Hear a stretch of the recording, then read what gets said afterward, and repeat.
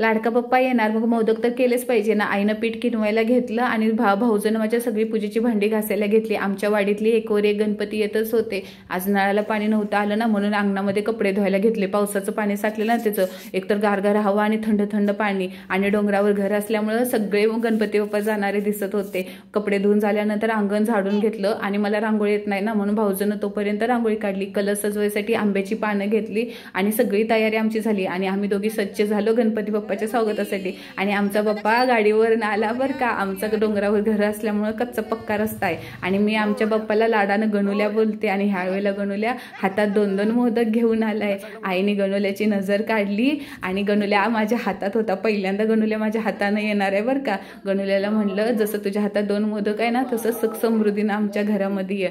गणुल्याला स्थापना करण्यापूर्वी अभिषेक घातला, आणि गणुल्याची स्थापना झाली। सुंदर दिसते ना आमचा गणुल्या, एकदम गोंडस।